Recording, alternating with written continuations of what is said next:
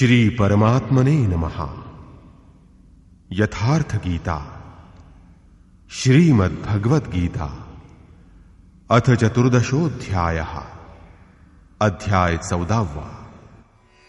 मागील अनेक अध्यायातून योगेश्वर श्रीकृष्णानं ज्ञानाचं स्वरूप स्पष्ट केलं आहे। चौथ्या अध्यायातील 19व्या श्लोकात त्यांनी सांगितलं की ज्या पुरुषाच्या द्वारे संपूर्णतेनं सुरू केलेलं नियतकर्म क्रमशः विकसित होत होत इतकं सूक्ष्म होतं की वासना आणि मनाच्या संकल्पांचं पूर्णपणे शमन होतं, त्यावेळी ज्याला तो जाणू इच्छित आहे त्याची प्रत्यक्ष अनुभूती होते। त्या अनुभूतीचं नाव ज्ञान आहे। 13व्या अध्यायात ज्ञानाचं स्पष्टीकरण केलं आहे। तत्वज्ञानार्थ दर्शनम, तत्वाच्या अर्थस्वरूपाच्या परमात्म्याचं प्रत्यक्ष दर्शन म्हणजे ज्ञान होय। क्षेत्रज्ञातील भेद जाणून घेणं म्हणजेच ज्ञान होय। ज्ञान म्हणजे शास्त्रार्थ नाही, केवळ शास्त्र किंवा धर्मग्रंथ लक्षात ठेवणं किंवा त्यांची उजळणी करणं म्हणजे ज्ञान नाही। अभ्यासाची ती अवस्था म्हणजे ज्ञान होय जिथं ते तत्व समजून येतं, विदित होतं। परमात्म्याच्या साक्षात्काराबरोबर मिळणाऱ्या अनुभूतीचं नाव ज्ञान आहे। याच्या विपरीत सर्व काही अज्ञान आहे। या प्रकारे सर्व काही सांगितल्यानंतर सुद्धा प्रस्तुत अध्यायात योगेश्वर श्रीकृष्ण म्हणतात की अर्जुना, त्या ज्ञानांमध्ये देखील परमश्रेष्ठ असं ज्ञान मी तुझ्यासाठी पुन्हा सांगेन। योगेश्वर इथं त्याचीच पुनरावृत्ती करीत आहेत, कारण शास्त्र सुचिन्नितत पुनिपुनि देखिया, ज्याचं उत्तम प्रकारे चिंतन केलं आहे असं शास्त्रही पुनः पुन्हा पाहिलं पाहिजे।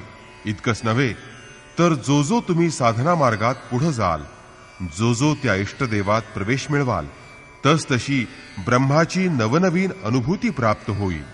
हे ज्ञान सद्गुरू महापुरुषच देतात। म्हणून श्रीकृष्ण म्हणतात की हे ज्ञान मी तुझ्यासाठी पुन्हा सांगेन।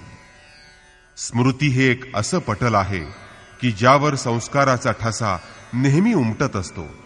जर पथिकाला इष्टामध्ये प्रवेश देववणारं जाणकारी ज्ञान मलिन झालं, धूसर झालं, तर त्या स्मृतीपटलावर प्रकृती अंकित होऊ लागते, जी विनाशाचं कारण आहे। त्यासाठी पूर्तता होईपर्यंत, इष्टची प्राप्ती होईपर्यंत साधकाला इष्ट संबंधीचं ज्ञान पुन्हा पुन्हा जाणून घेतलं पाहिजे। आज स्मृती जिवंत आहे, परंतु पुढील अवस्थेत प्रवेश मिळाल्यावर ही अवस्था राहणार नाही। म्हणूनच पूज्य महाराजश्री म्हणत की ब्रह्मविद्येचं रोज चिंतन करा, रोज एक माळ फिरवा। अर्थात माळ म्हणजे बाह्य माळ नव्हे, तर हृदयात चिंतनाची माळ फिरवा।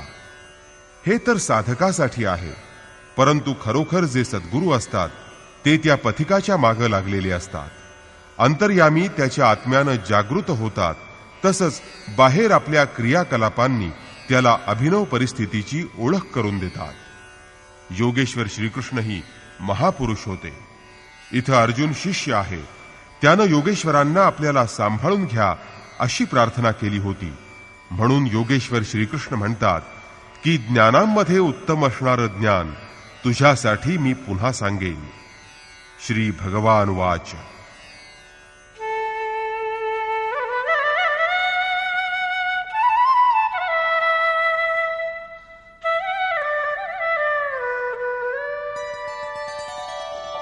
परं भूयः प्रवक्ष्यामि ज्ञानानां ज्ञानमुत्तमम्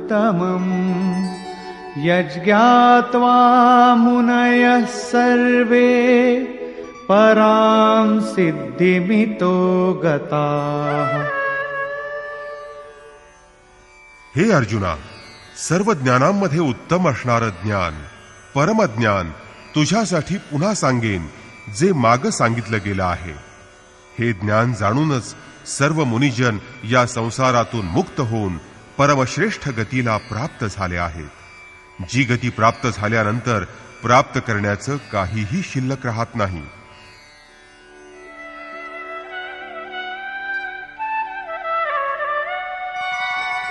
इदं ज्ञानमुपाश्रित्य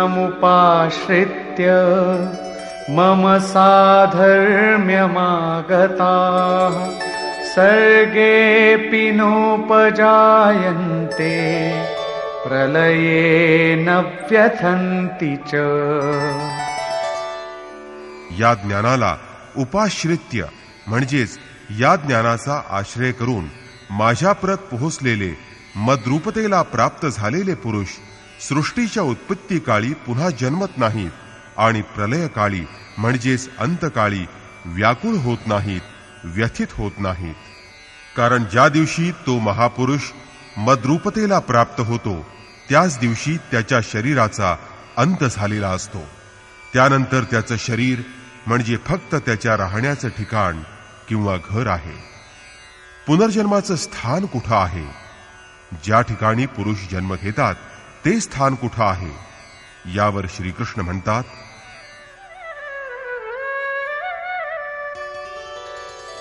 मम योनिर्महद्ब्रह्म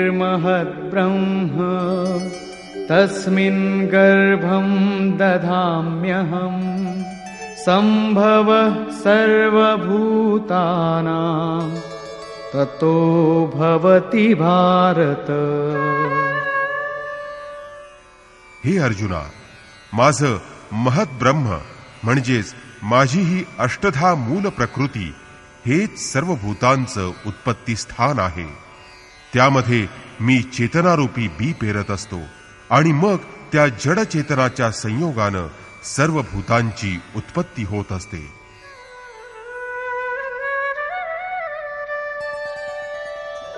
सर्वयोनिषु कौन्तेय मूर्तयः सम्भवन्ति याः तासां ब्रह्ममहद्योनिः अहं बीजप्रदः पिता.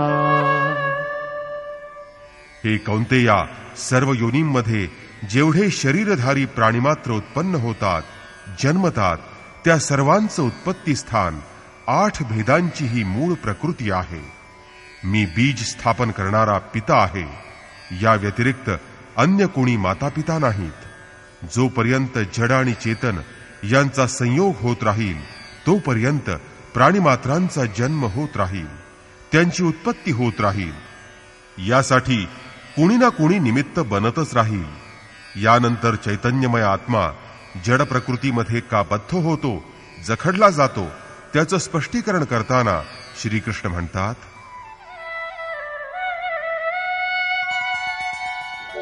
सत्वं रजस्तम इति गुणाः प्रकृतिसम्भवाः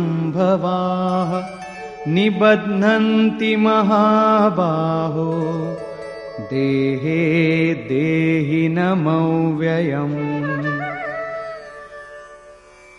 हे महाबाहो अर्जुना, सत्व, रज आणि तम हे प्रकृतीपासून उत्पन्न होणारे 3 गुण या अविनाशी जीवात्म्याला शरीरात बद्ध करून ठेवतात. कशा प्रकारे? तत्र सत्वं निर्मलत्वात् प्रकाशकमनामयम् सुखसंगेन बध्नाति ज्ञानसंगेन चानघ. हे निष्पाप अर्जुना, या 3 गुणांमध्ये प्रकाश देणारा निर्विकार असा सत्वगुण निर्मलत्वात, निर्मल असल्यानं, सुख आणि ज्ञान यांच्या संगानं जीवात्म्याला बांधून टाकतो. सत्वगुण देखील बंधनच आहे. फरक फक्त एवढाच आहे की एकमात्र परमात्म्यात फक्त सुख आहे आणि साक्षात्कार म्हणजेच ज्ञान होय. आणि जोपर्यंत परमात्म्याचा साक्षात्कार होत नाही तोपर्यंत सत्वगुण बद्ध असतो.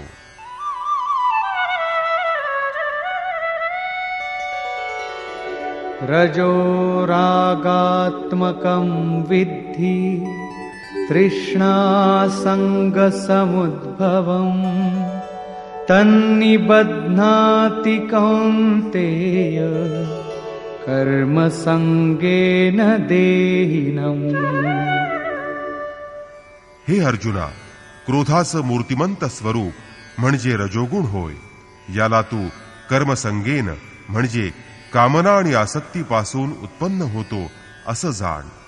तो रजोगुण जीवात्म्याला कर्म आणि त्यापासून प्राप्त होणाऱ्या फळाच्या आसक्तीमध्ये बद्ध करत असतो. तो जीवात्म्याला कर्मामध्ये प्रवृत्त करत असतो. तमस्त्वं ज्ञानजं विद्धि मोहनं सर्वदेहिनां प्रमादालस्य निद्राभिः तन्निबध्नाति भारत. अर्जुना, समस्त देहधारी प्राण्यांना मोह पाडणारा, भुलवणारा तमोगुण हा अज्ञानापासून निर्माण झाला आहे असं तू जाण. तो या जीवात्म्याला प्रमाद म्हणजे दुष्कृत्य, आळस म्हणजे आत्ता नको उद्या करू अशी चालढकलीची वृत्ती आणि निद्रा यांनी बद्ध करतो. इथं निद्रा म्हणजे तमोगुणी मनुष्य अधिक झोपतो असा याचा अर्थ नाही. म्हणजेच शरीर झोपी जातं अशी गोष्ट नाही. या निशा सर्वभूतानां तस्याम जागर्ति संयमी. हे जग म्हणजे एक रात्र आहे. तमोगुणी व्यक्ती या जगतरूपी रात्रीमध्ये रात्रंदिवस व्यस्त असते. प्रकाश स्वरूपाकडं अचेत राहते, निद्रित राहते. हीच तमोगुणी निद्रा होय. जो तिच्यात फसला आहे, अडकला आहे, तो झोपलेला आहे. आता यापुढं श्रीकृष्ण तिन्ही गुणांच्या बंधनाचं सामूहिक स्वरूप सांगत आहेत. सत्वं सुखे संजयति रजः कर्मणि भारत ज्ञानमावृत्य तु तमः प्रमादे संजयत्युत. अर्जुना, सत्वगुण मनुष्याला सुखाच्या ठिकाणी व्यग्र करतो. शाश्वत परमसुखाकडं त्याचं मन ओढ घेतं, तिथं आसक्त होतं. रजोगुण मनुष्याला कर्मामध्ये प्रवृत्त करतो, तर तमोगुण ज्ञानाला आच्छादित करून प्रमादामध्ये म्हणजे अंतःकरणातील व्यर्थ विचार विकारांमध्ये मनुष्याचं मन आसक्त करतो. जर हे तिन्ही गुण एकाच स्थानावर आणि एकाच हृदयात आहेत तर वेगवेगळे कसे विभक्त होतात? यावर योगेश्वर श्रीकृष्ण म्हणतात,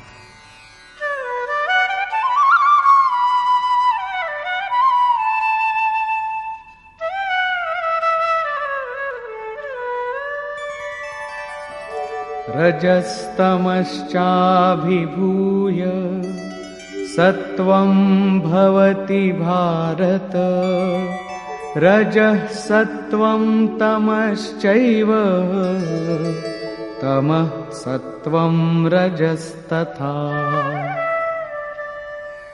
हे अर्जुना, रजोगुण आणि तमोगुण यांचा पाडाव करून सत्वगुण वरचढ होतो. तसंच सत्वगुण आणि तमोगुण यांना जिंकून रजोगुण वाढतो. तसंच याच प्रकारे रजोगुण आणि सत्वगुण यांचा बिमोड करून तमोगुण प्रबल होतो. परंतु कोणता गुण केव्हा आणि कसा कार्य करत आहे हे कसं ओळखायचं?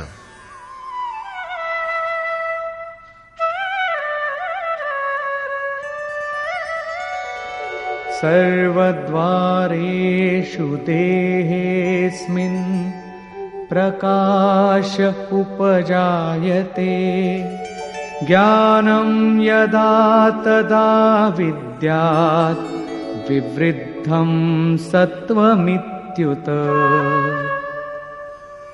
ज्यावेळी शरीरात तसंच अंतःकरणात आणि सर्व इंद्रियांमध्ये ईश्वरीय प्रकाश आणि ज्ञान उत्पन्न होतं त्यावेळी सत्वगुणांची विशेष वाढ झाली आहे असं समजावं.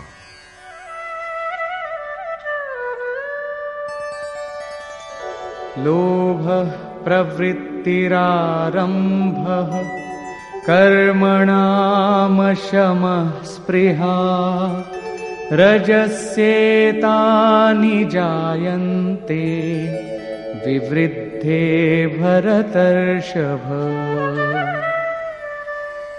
हे अर्जुना, जेव्हा रजोगुणाचं प्राबल्य वाढतं तेव्हा अतिशय लोभ, कर्माकडे प्रवृत्ती आणि त्यांचा आरंभ, अशांती म्हणजेच मनाची चंचलता, विषयभोगांची अभिलाषा ही लक्षणं प्रकट होतात. आता तमोगुणाचं प्राबल्य झाल्यावर काय होतं?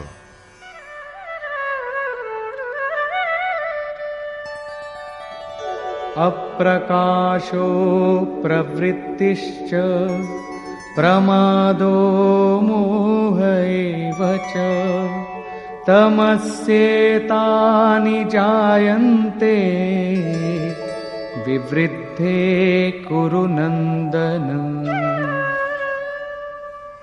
अर्जुना, जेव्हा तमोगुणाचं प्राबल्य वाढतं तेव्हा अप्रकाशः, प्रकाश ईश्वराचा द्योतक असतो, म्हणजेच ईश्वरीय प्रकाशाकडे न जाण्याची प्रवृत्ती, कार्यम कर्म, योग्य कर्म न करण्याची प्रवृत्ती, अंतःकरणात व्यर्थ कर्म करण्याची लहर आणि जगातील मुग्ध करणाऱ्या वस्तूंचा मोह, हे दोष त्या माणसाला पछाडतात.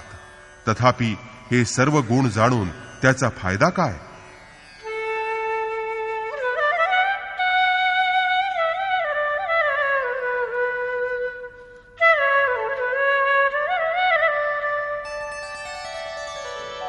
यदा सत्त्वे प्रवृद्धे तु प्रलयं याति देहभृत् तदोत्तमविदां लोकान् अमलान् प्रतिपद्यते. सत्वगुणांचं प्राबल्य झालं असताना जर देहधारी मनुष्य मृत्यू पावला तर त्याला उत्तम कर्म करणाऱ्यांच्या, दोषरहित असणाऱ्या दिव्य लोकाची प्राप्ती होते. रजसि प्रलयं गत्वा कर्मसंगिषु जायते तथा प्रलीनस्तमसि मूढयोनिषु जायते. रजोगुणांचं प्राबल्य असता मनुष्य मरण पावला तर तो सकाम कर्मात आसक्त असणाऱ्या मनुष्यात जन्म घेतो. तसंच तमोगुणांची वृद्धी झाल्यावर जो मनुष्य मृत्यू पावतो तो कीटक, पतंग इत्यादी मूढ योनीत जन्म घेतो. तेव्हा या गुणांमध्ये मनुष्यानं सात्विक गुणांनी युक्त असलं पाहिजे. प्रकृतीची ही बँक आपण जमा केलेल्या, मिळवलेल्या या गुणांना मृत्यूनंतर सुद्धा आपल्याला सुरक्षितपणे परत करते. आता याचा परिणाम पहा.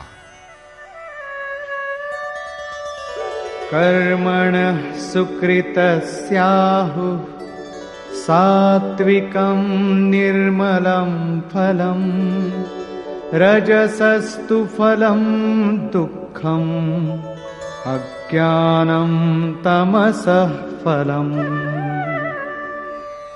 सात्विक कर्माचं फळ किंवा परिणाम सात्विक, निर्मल, सुखमय, ज्ञानमय आणि वैराग्यमय असतो. राजस कर्माचं फल दुःख असतं आणि तामस कर्माचं फल अज्ञान असतं. तसंच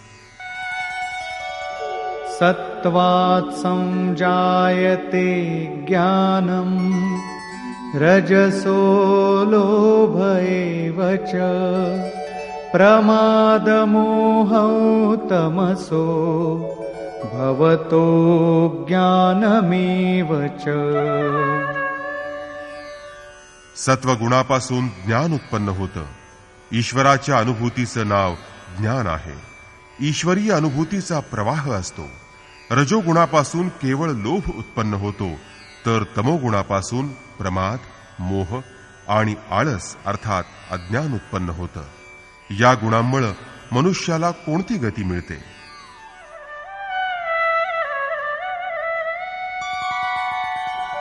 ऊर्ध्वं गच्छन्ति सत्त्वस्था मध्ये तिष्ठन्ति राजसाः जघन्यगुणवृत्तिस्था अधो गच्छन्ति तामसाः. सत्वगुणी पुरुष ऊर्ध्वमूलम, त्या मूल परमात्म्याच्या ठिकाणी जातात. ते निर्मल लोकात म्हणजे देवलोकात जातात. रजोगुणी म्हणजे राजस आचरणाचे लोक मध्यम श्रेणीचे असतात. त्यांच्याजवळ विवेक, वैराग्यादी सात्विक गुण असत नाहीत किंवा ते कीटकादिकांच्या अधम योनीतही जात नाहीत, परंतु त्यांना पुनर्जन्म प्राप्त होतो. तर निंद्यगुणी अशा तामस वृत्तीचे लोक पशुपक्ष्यादिकांच्या अधम योनीत जातात, म्हणजेच ते अधोगतीला जातात. या प्रकारे या 3 गुणांमुळे त्या गुणांनुसार योनी प्राप्त होत असते. म्हणजे हे 3 गुण येन केन प्रकारे योनीला कारण असतात. जो पुरुष या गुणांच्या पलीकडे जातो तो जन्म मृत्यूच्या बंधनातून मुक्त होऊन माझ्या स्वरूपाला प्राप्त होतो. यावर श्रीकृष्ण म्हणतात,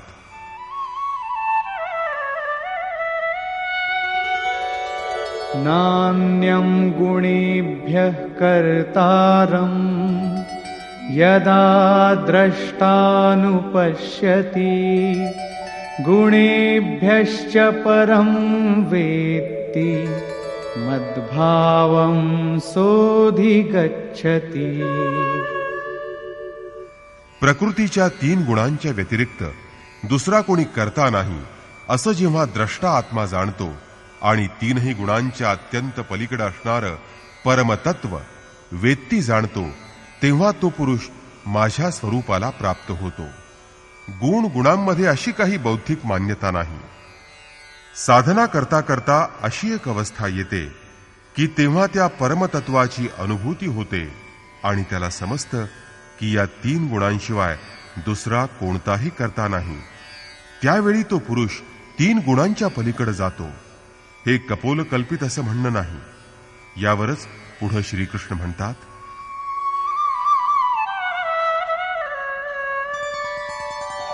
गुणानेतानतीत्यत्रीन् देही देह समुद्भवान् जन्म मृत्युजरा दुःखैर् विमुक्तो मृतमश्नुते. स्थूल शरीराच्या उत्पत्तीला कारणीभूत अशा या 3 गुणांच्या पलीकडे जो पुरुष जातो तो जन्म मृत्यू वार्धक्य आणि सर्व प्रकारच्या दुःखापासून मुक्त होऊन अमृत तत्वाचं पान करतो. यावर अर्जुनानं प्रश्न केला. अर्जुन उवाच,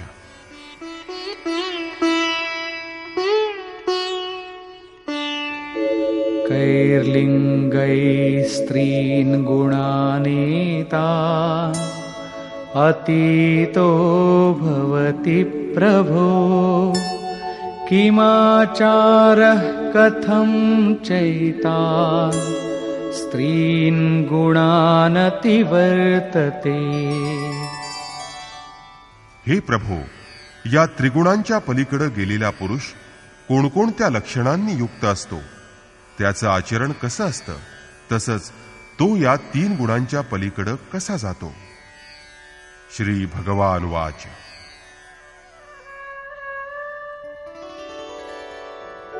प्रकाशञ्च प्रवृत्तिञ्च मोहमेव च पाण्डव न द्वेष्टि सम्प्रवृत्तानि न निवृत्तानि काङ्क्षति. हे अर्जुना, जो पुरुष सत्वगुणाचं कार्यफल प्रकाश, रजोगुणाचं कार्यफल प्रवृत्ती आणि तमोगुणाचं कार्यफल मोह हे उत्पन्न झालं असता त्यांना वाईट समजून त्यांचा तिरस्कार करत नाही किंवा ते नाहीसं झाल्यानंतर त्यांची तो इच्छाही करीत नाही, तसंच उदासीनवदासीनो गुणैर्यो न विचाल्यते गुणावर्तन्त इत्येव योऽवतिष्ठति नेङ्गते.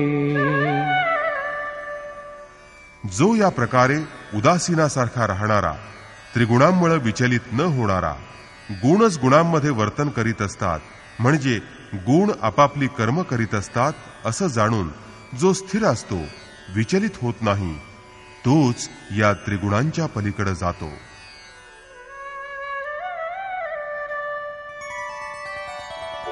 समदुःख सुख स्वस्थः समलोष्टाश्मकाञ्चनः तुल्यप्रिया प्रियो धीरस् तुल्यनिन्दात्मसंस्तुतिः. जो आपल्या स्वरूपाच्या ठिकाणी म्हणजे आत्मभावामध्ये स्थिर असतो, जो सुखदुःखांना समान समजतो, दगड माती आणि सोनं यांच्याकडे जो समान दृष्टीनं पाहतो, जो धैर्यवान आहे, प्रिय आणि अप्रिय गोष्टींकडे जो समान दृष्टीनं पाहतो, आपली निंदा किंवा स्तुतीही ज्याला समसमानच वाटते, तसंच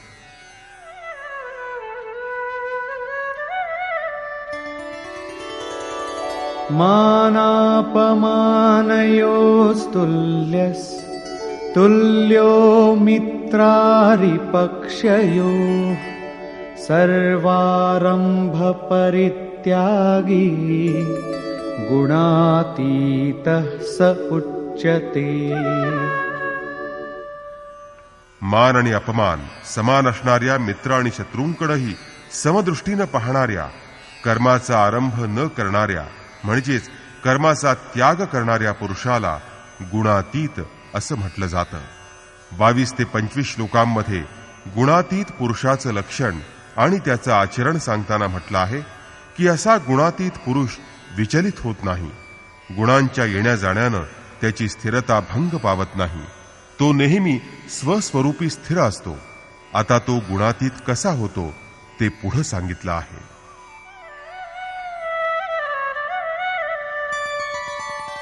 मां च यो व्यभिचारेण भक्तियोगेन सेवते सगुणान् समतीत्यैतान् ब्रह्मभूयाय कल्पते. जो पुरुष अव्यभिचारिणी भक्तीनं म्हणजेच परमात्म्याच्या व्यतिरिक्त अन्य कोणत्याही सांसारिक गोष्टींचं स्मरण न करता अनन्य अशा भक्तियोगानं नियत कर्म करीत माझी निरंतर उपासना करतो, जो मला भजतो, त्रिगुणांचं उत्तम प्रकारे उल्लंघन करून पलीकडे जातो, तो ब्रह्मरूप होतो. यालाच कल्प असं म्हणतात. ब्रह्माशी एकरूप होणं म्हणजेच वास्तविक कल्प होय. अनन्य भावानं नियत कर्माचं आचरण केल्याशिवाय कोणीही गुणांच्या पलीकडे जाऊ शकत नाही. शेवटी योगेश्वर श्रीकृष्ण म्हणतात,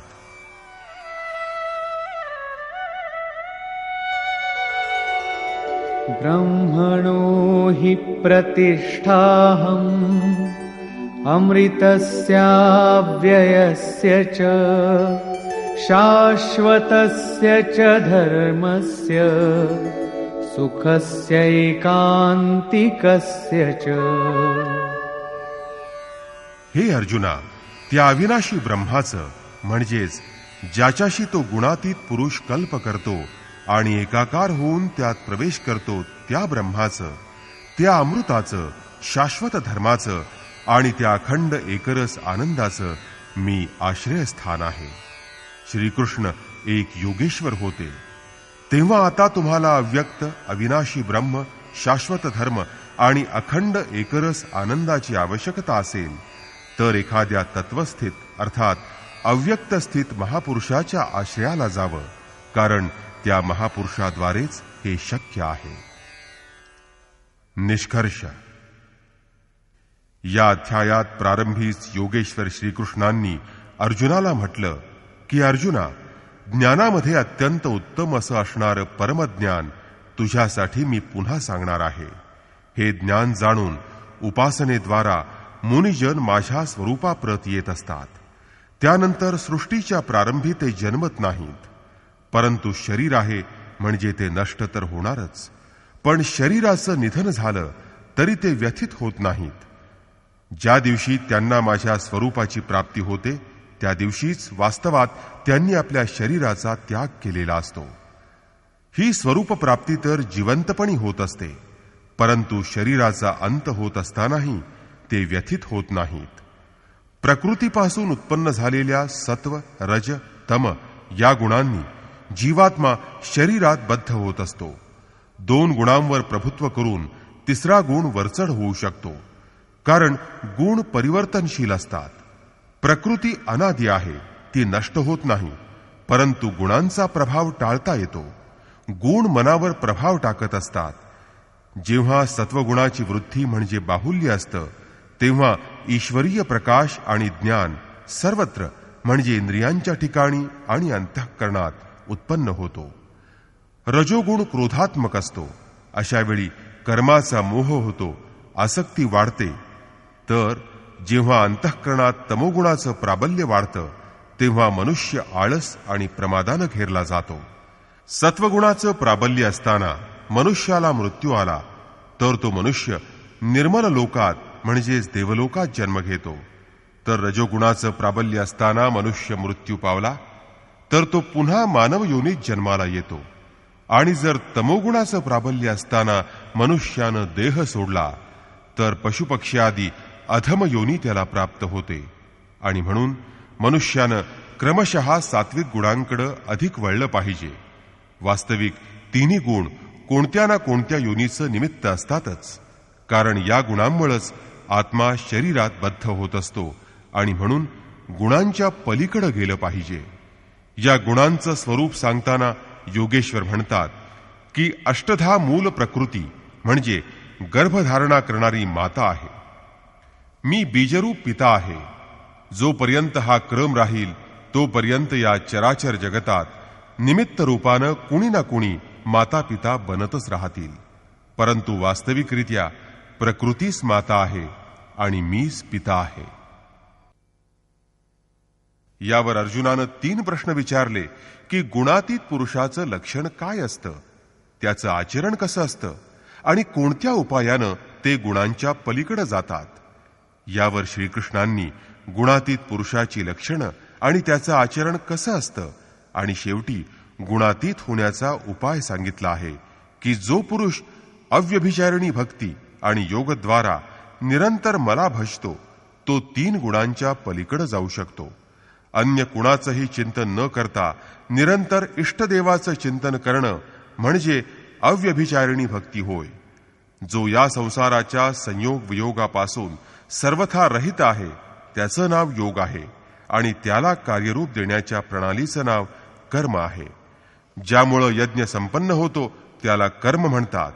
अव्यभिचारिणी भक्तीद्वारा त्या नियत कर्माच्या आचरणानंच पुरुष 3 गुणांच्या पलीकडे जाऊ शकतो आणि मग तो ब्रह्माशी एकरूप होण्याला, पूर्ण कल्पाला प्राप्त होण्याला प्राप्त होतो. गुण ज्याच्यावर प्रभुत्व गाजवतात त्या मनाचा विलय झाल्यानंतर ते ब्रह्माशी तदाकार होतं आणि हेच वास्तविक कल्प आहे. म्हणजेच भगवंताची उपासना केल्याशिवाय, भजन केल्याशिवाय कोणीही गुणांच्या पलीकडे जाऊ शकत नाही. शेवटी योगेश्वर श्रीकृष्ण निर्णय देतात की तो गुणातीत पुरुष ज्या ब्रह्माशी एकरूप होतो त्या ब्रह्माचं, अमृत तत्वाचं, शाश्वत धर्माचं आणि अखंड एकरस आनंदाचं मी आश्रयस्थान आहे. अर्थात मी मुख्य कर्ता आहे. पण आता तर श्रीकृष्ण निघून गेले. आता तो आश्रयही निघून गेला. आता तर मोठी समस्या उभी राहिली. आता तो आश्रय मिळणार कुठं? परंतु स्वतः श्रीकृष्णांनी आपला परिचय करून दिला आहे. ते एक योगी होते, स्वरूपस्थ महापुरुष होते. शिष्यस्तेहम शाधिमाम त्वाम प्रपन्नम. अर्जुनानं म्हटलं होतं की मी आपला शिष्य आहे, मी आपल्याला शरण आलो आहे, तेव्हा माझं रक्षण करा. वारंवार श्रीकृष्णांनी आपला परिचय दिला आहे. स्थितप्रज्ञ महापुरुषाची लक्षणं सांगितली आणि त्या महापुरुषाशी आपली तुलना केली. तेव्हा हे स्पष्ट आहे की श्रीकृष्ण एक महात्मा योगी होते. आता जर तुम्हाला अखंड एकरस आनंद, शाश्वत धर्म अथवा अमृत तत्वाची आवश्यकता भासली तर या सर्वांच्या प्राप्तीचा स्रोत एकमात्र सद्गुरू आहेत. केवळ पुस्तक वाचून ते प्राप्त होऊ शकत नाहीत. जेव्हा महापुरुष आत्म्याशी अभिन्न होऊन रथी होतात तेव्हा हळूहळू त्या अनुरागी भक्ताला संचालित करीत ज्यात ते स्वतः स्थित आहेत त्या स्वरूपापर्यंत पोहोचवतात.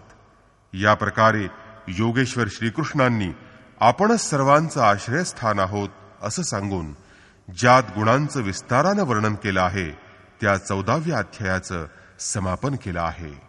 म्हणून ओम तत्सदिति श्रीमद्भगवद्गीतासूपनिषत्सु ब्रह्मविद्यायां योगशास्त्रे श्रीकृष्णार्जुन संवादे गुणत्रय विभाग योगो नाम चतुर्दशोऽध्यायः। याप्रमाणे श्रीमद्भगवद्गीता रूपी उपनिषदातील ब्रह्मविद्यांतर्गत योगशास्त्रातील श्रीकृष्ण आणि अर्जुन यांच्या संवादातील गुणत्रय विभाग योग नावाचा 14वा अध्याय समाप्त झाला। इति श्रीमत्परमहंस परमानंदस्य शिष्य स्वामी अडगडानंद कृते श्रीमद्भगवद्गीतायाः यथार्थ गीता भाष्ये गुणत्रय विभाग योग नाम चतुर्दशोऽध्यायः।